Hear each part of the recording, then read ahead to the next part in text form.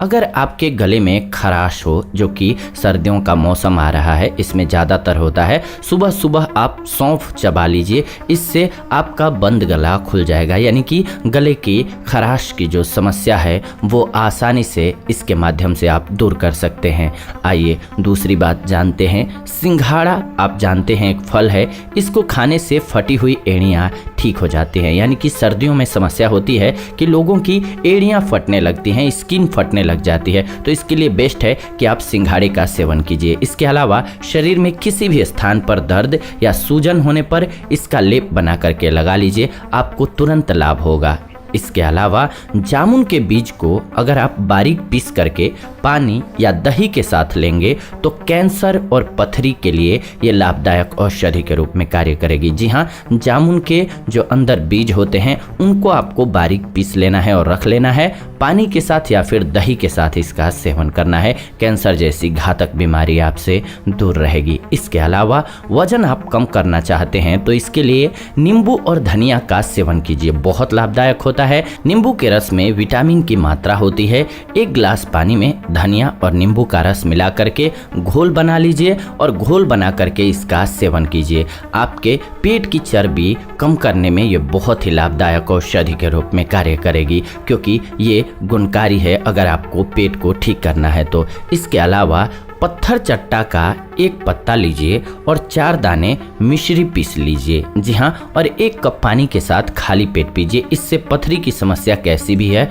वो दूर हो जाएगी। अगर तुलसी के पेड़ का हर हिस्सा औषधि है तो आप इसका इस्तेमाल कैसे करें? मुंह के छालों के लिए। जी हाँ, मुंह के छालों के लिए आप इसके पत्तों को धो करके और बस चबाइए और कुछ नहीं करना है आपको, मुंह के छाले आपके ठीक हो जाएंगे। रोज अगर आप गाजर का जूस पीते हैं तो आपको दमे की बीमारी दूर करने में मदद मिलेगी, यानी कि दमा जड़ से समाप्त हो जाएगी। अगर दांत पर कच्चे पपीते का रस लगा देते हैं आप तो इससे दाद और खुजली की समस्या कुछ ही दिनों में ठीक होने लग जाती है। आम के पत्तों का रस निकाल करके हल्का सा गर्म कर लीजिए। इसके बाद इस रस की 2 से 3 बूंद कान में डालिए, आपके कान के दर्द में आराम मिलेगा ऐसा करने से। इसके अलावा हर रोज सुबह शाम 1 गिलास पानी में 1 चम्मच सेब का सिरका और 1 चम्मच शहद मिला करके आप पीजिए। इससे लीवर की कमजोरी है अगर किसी भी प्रकार की तो वो दूर हो जाएगी।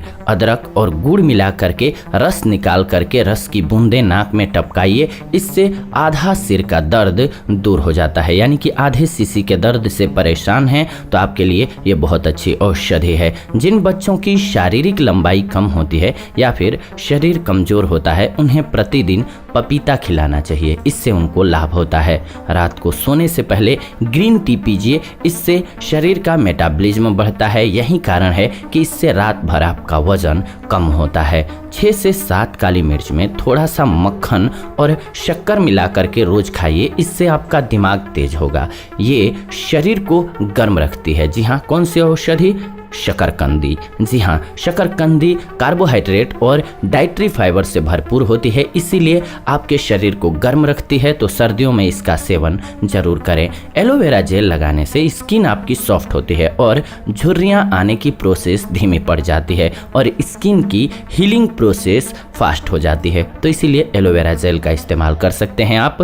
पाचन क्रिया अगर आपको मजबूत बनाना है तो अमरूद आपके लिए बेहतरीन फल है। इसे काला नमक छिड़क करके सेवन कीजिए, इससे पाचन संबंधी जितनी भी समस्याएं हैं जैसे कि कब्ज, एसिडिटी, ये सब दूर हो जाएंगी। इसके अलावा हाई बीपी के मरीज के लिए बहुत ही फायदेमंद होता है अंकुरित मूंग, तुरंत कंट्रोल होता है रोग। तो इसीलिए अगर आप हाई बीपी से परेशान हैं तो आपको हरी मूंग को उगा करके उसका सेवन करना चाहिए, यानी कि पानी में भिगो दीजिए। 1 से 2 दिन बाद वो जम जाता है, उसके अंकुरित हो जाते हैं, अंकुर निकल आते हैं, उसका सेवन कीजिए, आपको फायदा होगा। सवेरे खाली पेट 3 से 4 अखरोट की गिरियां खाइए, इससे कुछ ही दिनों में घुटनों का दर्द आपका ठीक होने लग जाएगा। ताज़ा हरा धनिया मसल करके सूंघिए। इससे अगर आपको छींक आ रही है तो वो बंद हो जाएगी। यानी कि ये कुछ एक ऐसी औषधियाँ हैं जिनके क्विकली हमने आपको उपयोग बताए। आपका कुछ समय लगा लेकिन आपको कमाल की नॉलेज यहाँ से